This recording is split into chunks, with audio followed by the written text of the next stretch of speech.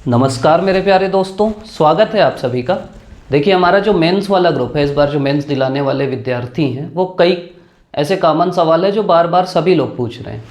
तो मेरा मन किया कि सबको अलग अलग रिप्लाई देने से अच्छा एक छोटा सा वीडियो हम लोग बना देते हैं। 2-3 सवाल हैं। पहला है कि अभी तो पहले बार ही नहीं हो पाया है। जैसे मैं आपको बोला था कि रिवीजन करना ज़रूरी है, मैं तो ये भी बोल दिया था कि जो रिवीजन नहीं करेगा उसका नहीं होगा फाइनल सिलेक्शन। तो आप लोग का सवाल आ रहा है कि भैया हमारा तो अभी पहली बार नहीं हो पा रहा है, कई सब्जेक्ट बचे हैं, तो रिवीजन तो बाद की बात है। दूसरा सवाल आ रहा है कि जो टेस्ट सीरीज़ हम लोग लिख रहे हैं, कुछ तो पूछ रहे हैं कि टेस्ट सीरीज़ लिखें कि ना लिखें, और कुछ पूछ रहे हैं कि भैया टेस्ट सीरीज़ जब लिख रहे हैं ना तो नंबर नहीं आ रहा है या नंबर बहुत कम आ रहा है, और दूसरा ये है कि भैया कंप्लीट भी नहीं हो पा रहा है, तो इसका कोई प्रैक्टिकल सॉल्यूशन बता दो। तीसरा सवाल ये है कि कंसिस्टेंसी नहीं बन पा रही। कंसिस्टेंसी का मतलब कि एक दिन पढ़ते हैं फिर अच्छे से पढ़ाई नहीं हो पा रही, तो उसके लिए क्या करें, डर लगता है थोड़ा सा सिलेबस होगा कि नहीं होगा। तो ये मेजर 3 सवाल हैं जिनकी हम आज के इस वीडियो में चर्चा करेंगे कि भाई इनका क्या जवाब हो सकता है। पहली टेस्ट सीरीज से चालू करते हैं। अगर पहला सवाल जो है आपका कि नंबर कम आ रहा है, मार्क्स आपके कम आ रहे हैं, इसका सीधा सीधा देखिए कि टेस्ट सीरीज़ का नंबर आपके फाइनल में कोई वो नहीं मतलब है। टेस्ट सीरीज़ में कितना भी नंबर आए फाइनल में आपका सही आ जाता है। आप ये अपने प्रीलिम्स के टेस्ट सीरीज़ में भी देखे ही होंगे कि प्रीलिम्स में हो सकता है टेस्ट सीरीज़ में आपका कम कम आता रहा हो, आप सेलेक्ट हो गए। ऐसे बहुत बच्चे थे जो टेस्ट सीरीज़ में खूब ला रहे थे और सेलेक्ट नहीं हो पाए। तो टेस्ट सीरीज़ का नंबर सीधा सीधा आपके मेंस के नंबर में रिफ्लेक्ट नहीं होता है। टेस्ट सीरीज़ फिर लगाते क्यों हैं? कारण ये है कि देखिए, आपको प्रैक्टिकल चीज़ मैं बता रहा हूँ, जो फाइनल आपका पेपर बनेगा उसमें उनको केवल थोड़े से सवाल बनाना है ना, एक पेपर बनाना है, 2 नंबर के 8 सवाल, इस टाइप का बनाना है। अब टेस्ट सीरीज़ वालों को, जैसे आपके मान लीजिए 10 टेस्ट सीरीज़ हैं और सभी को 10-10 क्वेश्चन पेपर बनाना है, तो उनको 100 सवाल बनाना है। मेंस वालों को 1 सवाल बनाना है और इनको 100 सवाल बनाना है। तो 100 सवाल में क्वालिटी कैसे होगी बताओ? तो वो कुछ भी पूछते हैं कभी कभी, और उसके वो मेंस में तो आना नहीं है सवाल। तो पहली चीज़, उससे मत डरो कि नंबर कम आ रहा है। दूसरा, जो चेकिंग भी होती है, जहाँ अच्छी होती है वो मैं नहीं बोल रहा हूँ, लेकिन चेकिंग भी जनरली उतना मेंस के टाइप का नहीं होता। वो चेक करते हैं तो काटते जाते हैं, नंबर नहीं देते, कहीं देना रहता है तो नहीं देते हैं। तो आप ये मत मानिए कि जो टेस्ट सीरीज़ में आपकी कॉपी चेक हो रही है वो बिल्कुल फाइनल है, वो बिल्कुल। अब भाई वहाँ आपके प्रोफेसर चेक करेंगे, अनुभवी लोग करेंगे, यहाँ ऐसा चेक नहीं होता। तो मतलब आप टेस्ट सीरीज़ के नंबर को लेके परेशान मत होइए। आप क्या कर सकते हो, आप सीधा सीधा अप्रोच ये मानिए, टेस्ट सीरीज़ का फ़ायदा 2 है। पहला फ़ायदा ये है कि आपको ये पता चलता है कि किसी सवाल को आप कितना जल्दी लिख पाते हो, आप कितना रिकॉल कर पाते हो। दूसरा फ़ायदा ये है कि जो सवाल जैसे टेस्ट सीरीज़ में आ गया, मान लीजिए किसी के बारे में, चहुंदड़ों के बारे में आ गया, ये आपको नहीं पता था, टेस्ट सीरीज़ में आया, आपको अब पता लग गया। तो टेस्ट सीरीज़ में अगर आपके सवाल गलत होते हैं ना, तो आप उसको पॉजिटिव लीजिए कि भाई इतने सवाल मेरे को और पता चले, पहली चीज़। दूसरी चीज़, जहाँ पे भी आपका नंबर कट रहा है उसको भी पॉजिटिव लीजिए, और आप ये देखिए कि मेरा नंबर कहाँ कट रहा है। जैसे कहीं पे आप पॉइंट में नहीं लिख पाए तो नंबर वहाँ पे कट रहा है, तो उस चीज़ को पॉजिटिव लीजिए कि अच्छा यहाँ नंबर कट रहा है, अगले बार इसको सुधारूंगा। टेस्ट सीरीज़ में दूसरे जो चेक करते हैं ना, उससे ज़्यादा अच्छा होता है कि आप खुद अपनी कॉपी देखिए, दूसरे बच्चों की कॉपी देखिए जिनका नंबर ज़्यादा है, और उस बेस पे अपना नंबर बढ़ाने की कोशिश करिए। मतलब टेस्ट सीरीज़ आपकी गलतियों को सुधारने के लिए।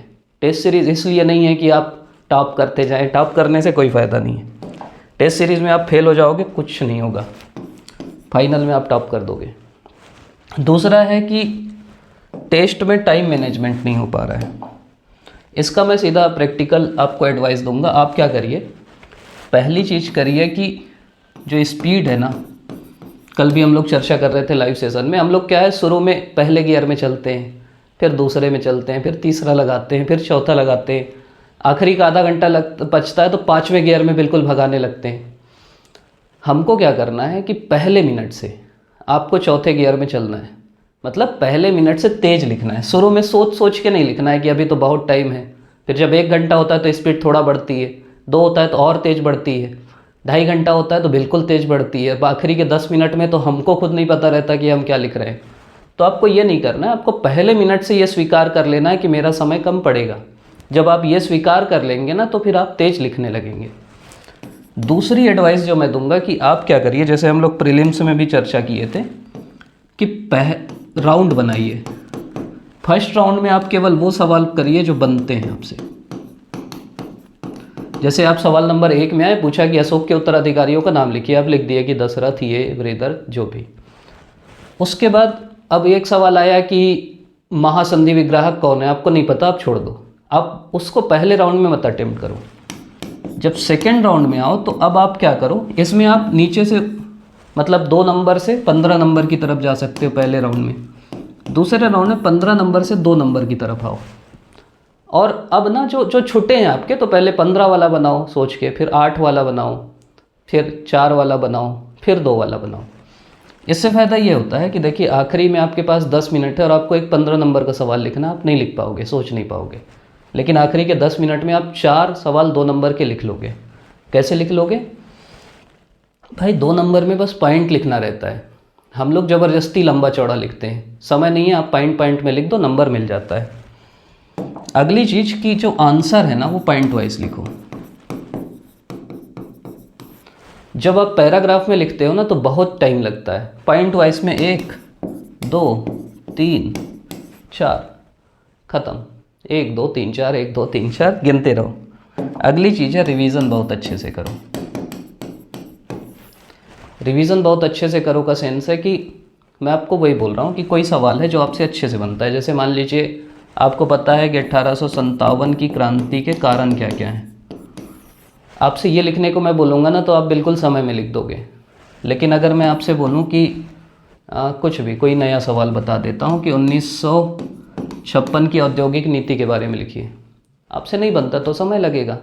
सीधा सा लॉजिक ये है कि जो आपसे बनता है उसमें समय नहीं लगता, बनता वो है जो आप बार बार पढ़े रहते हैं। अब इसका आपको पॉइंट पता है कि क्रांति के कारण, जैसे मैं बता रहा हूँ, पहला कारण सामाजिक कारण, दूसरा कारण आर्थिक कारण, तीसरा कारण राजनीतिक कारण, चौथा कारण धार्मिक कारण, पांचवा तात्कालिक कारण।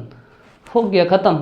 इसमें कितना टाइम लगेगा उसको लिखने में, अगर मेरे को पहले से याद है तो रिवीजन बहुत अच्छे से करना है जिससे आपका हो पाएगा। दूसरी चीज़ है कि भैया हो नहीं पा रहा है, यही चीज़ रिवीजन हम कैसे करें भैया, पहली बार नहीं हो पा रहा है। तो इसके लिए मैं आपको सीधी सीधी टिप्स ये दूंगा कि देखिए आपका सिलेबस लिखा है। अब जैसे आपका पार्ट 3 मान लो, 3 का पार्ट 1 इतिहास वाला सेक्शन है।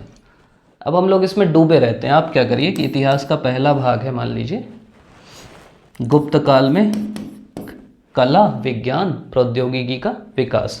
बहुत मत पढ़ो, कला का विकास है 1 2 3 4 5 मान लो, 5 कला के आप याद कर लो। विज्ञान आया 1 2 3 4 5 पॉइंट पढ़ो, ख़त्म करो। आपसे आया कि 1857 की क्रांति है, इसको बस दिमाग में बना लो। कारण 1 2 3 4 जो भी, प्रभाव 1 2 3 4, और नेतृत्व कौन कौन किया 1 2 3। अब बस यहाँ कारण में सामाजिक, आर्थिक, राजनीतिक, तात्कालिक, धार्मिक, प्रभाव सामाजिक राजनीतिक, इतना पढ़ के ख़त्म कर दो 57 की क्रांति। बस ये पॉइंट याद कर लो, ख़त्म कर दो। आप अंदर मत घुसो कि राजनीति में यहाँ भी ये हुआ वहाँ भी, जगह नहीं है ना। मैं आपको ये समझाने की कोशिश कर रहा हूँ कि जब आप आंसर लिखोगे ना, इतनी बड़ी जगह रहेगी, इसमें क्या क्या लिख लोगे आप। तो जो लिख पाओगे वही याद करो बार बार। हर टॉपिक के बारे में आप ज़्यादा से ज़्यादा 5 पॉइंट पढ़ लो, 5-6 पॉइंट पढ़ लो। कोई भी चिंतक भी है, मान लो कोई भी है, शंकराचार्य हैं, शंकराचार्य का 5 पॉइंट पढ़ लो पहले राउंड में। जब इतना आप सभी का कर लो तो फिर ज़्यादा पढ़ो। अभी आप पूरा शंकराचार्य में डूब गए हो, 10 वीडियो देख लिए तो फ़ायदा नहीं है। मैं आपको ये समझाने की कोशिश कर रहा हूँ। तो आपको ये जो रिवीजन वाली चीज़ है वो अच्छे से करना है। तीसरी चीज़ जो हम लोग बात कर रहे थे, कंसिस्टेंसी की। कंसिस्टेंसी देखिए आएगी, आप अपने दिमाग को ये समझाइए कि भाई मेंस बार बार तो होना नहीं है, प्रीलिम्स ऐसा हो गया है कि हर बार हो ये गारंटी नहीं है, इस बार हुआ मतलब मैं लकी हूँ, बहुत ज़्यादा लकी हूँ। और मेरे को क्या करना है, अच्छे से इस बार पढ़ना और ये जो दुष्चक्र है उसको तोड़ना है। जब आप दिमाग को बार बार ये समझाओगे ना तो हो जाता है। दूसरा काम आप ये करिए कि आप पहले से दिन को प्लान करिए। जब हम बिना प्लानिंग के पढ़ते हैं ना तो दिक्कत होती है। आप पहले से एक रात पहले प्लान कर लीजिए कि कल मैं सुबह इतने बजे उठूँगा, इससे इतने बजे तक ये पढ़ूँगा। पहले से कर लीजिए कि 8 बजे उठूँगा, 8 से 8:50 ये पढ़ूँगा, फिर 9 से 9:50 ये पढ़ूँगा। सुबह वो पढ़िए जो याद करना है, रात को वो पढ़िए जो कॉन्सेप्चुअल है। एक चीज़ और करिए कि 9 से 12 और 2 से 5 तो सोइए ही मत, इस समय तो अच्छे से पढ़िए। 2 से 5 में आप टेस्ट सीरीज़ लिख सकते हैं, टेस्ट सीरीज़ लगा सकते हैं। अपनी गलतियों को देखिए तो आपका मेंस कोई नहीं रोक पाएगा। आपको ये सोचना है, जब भी आपको लगे ना कि मैं मन नहीं कर रहा है, थोड़ा सा ये कर लेता हूँ, तो आपको ये सोचना है कि भाई मैं नहीं पढ़ूंगा, कोई और पढ़ रहा है और वो आगे हो जाएगा। तो उसको पीछे करने के लिए आपको तो पढ़ना पड़ेगा ना। मतलब आप नहीं पढ़ोगे, दूसरा पढ़ के आगे निकल जाएगा। तो आपको खुद को आगे बढ़ाना है, खुद को समझाना है। और मैं आपको बोला था कि ये जो बुद्धि है ना, ये हमसे खेलती है, हमको बुद्धि से खेलना है। बुद्धि हमको बोलेगी यार आज चल घूम लेते हैं, क्या है मेंस तो, मतलब बुद्धि ऐसा आपको समझाता है ना दिमाग की, यार बिना मनोरंजन किए थोड़ी होता है ये, बस इतना ही थोड़ी करते रहेंगे। वो टॉपर देखो फिल्म देखता था पेपर से पहले, तो ऐसे ही आपको डाइवर्ट करेगा, समझाएगा। सुबह उठोगे तो बोलेगा यार सुबह उठेगा दिन भर याद नहीं होगा, नींद ना आएगी। आप इससे खेलो, बोलो भाई आज उठ जा, फिर कल ना सोएंगे, कल सुला दूंगा तेरे को। वो बोले आज घूमने चलना है, बोल आज बस पढ़ लेते हैं भाई, कल घूमने चलेंगे। कल बोले तो बोलना भाई एक बार जिस दिन मेंस हो गया ना, उसके बाद मैं तेरे को 15 दिन घुमाऊंगा, जहाँ मन वहाँ घूमना। खाना खाने को बोले चटपटा बोलना, उसके बाद खूब खिलाऊंगा। ये आपको बेवकूफ़ बनाता है। आप इसको बेवकूफ़ बनाना सीख जाओगे तो आपका मेंस निकल जाएगा। और ऐसे बहुत सारे आप लोग के डाउट हैं, लेकिन ये मेजर डाउट थे जिनको मैं बार बार सभी को वही चीज़ बता रहा था। तो लोग, मेरे को भी लग रहा था कि एक कॉमन, क्योंकि जो बता रहे हैं वो तो ठीक है, कुछ लोग नहीं बता रहे हैं तो उनके लिए भी वीडियो हो जाए। एक चीज़ होती है डर, 2-4 लोग बोले, अभी ज़्यादा लोग नहीं डर रहे हैं, लेकिन जैसे जैसे पेपर पास आएगा ना डर लगेगा हमारा रिवीजन नहीं हो रहा है, हमारा तो सब बचा है, कुछ नहीं हो पाया। क्योंकि एक दिन में 2 पेपर देना है, फिर 2 पेपर देना है, फिर 2 पेपर देना है, फिर 1 पेपर देना है। डर आपको लगेगा ही, डर सभी को लगता है, ऐसी कोई दिक्कत नहीं है, लेकिन डर के आगे जीत है। डर ना हमारे दिमाग का वो है। प्रीलिम से पहले भी मैं आपको एक कहानी सुनाया था कि इमेजिन करिए कि आप एक पिंजरे में बंद हैं। उस पिंजरे में एक खूंखार शेर है, भूखा, कई दिन से नहीं खाया है, और बाहर से कोई पिंजरे में ताला लगा दिया है। आपके पास कोई हथियार भी नहीं है, आप कुछ कर भी नहीं सकते उस शेर का। शेर खूंखार है, अब आप क्या करोगे बताओ? उत्तर क्या है पता है? आप तो सुने होंगे। उत्तर ये है कि आप सोचना बंद कर दोगे। आप इमेजिन कर रहे हैं ना कि मैं ऐसे बंधा हूँ, ये है वो है, क्या होगा। आप इमेजिन करना बंद कर दोगे, आप वीडियो देख रहे हैं, सेम स्थिति है। आप अगर ये सोचोगे ना कि मेंस में यार ऐसा होगा, कैसे होगा, इतना सारा है, लिख पाऊंगा नहीं लिख पाऊंगा, क्या होगा, डर जाऊंगा। ये भी हो सकता है कि आपका पहला पेपर बिगड़ जाए, दूसरा बिगड़ जाए, आप और नर्वस हो जाओगे। भाई हो सकता है सबका बिगड़ा हो, तीसरे चौथे में आप कवर कर दोगे, 5वें 6वें में कवर कर दोगे। ये मैराथन है, इसमें एक दिन का खेल नहीं है। तो आप लगातार अपने आप को तैयार करिए। अभी से दिमाग को समझाइए कि हो सकता है कि मेरे शुरू के पहला, दूसरा और तीसरा पेपर बिगड़ जाए, तो भी मेरे को खेलना है, क्योंकि हो सकता है 5वें 6वें 7वें मैं अच्छे से खींच लूँ, क्योंकि ये सबके बिगड़े होंगे, आधे तो रेस ख़त्म। तो ऐसा कुछ ख़राब पेपर आए ना तो खुश हो, क्योंकि आपका आधा कंपटीशन तो डर के निकल जाएगा, आधा कंपटीशन तो पेपर दिलाने नहीं आएगा, आधा कंपटीशन तो डिप्रेशन में आ जाएगा। तो जो वहाँ पे खड़े रहता है ना, वही आगे बढ़ता है। अभी भी जैसे 60 दिन बचे हैं, आपका कम से कम 1/4 कंपटीशन ना अब डरने लगा होगा कि मेरे से हो पाएगा कि नहीं, व्यापम दिला देता हूँ, ये कर लेता हूँ, रिवीजन नहीं हो पा रहा है। तो आप अपने आप को मजबूत रखिए और खुश होइए कि भाई मेरा कंपटीशन कम हो रहा है, देखो सब परेशान हो रहे हैं, सब दूर जा रहे हैं। तो ये अप्रोच अगर आप रखेंगे ना, पॉजिटिव अप्रोच, पॉजिटिव एटीट्यूड, तो मेंस आपका ज़रूर होगा।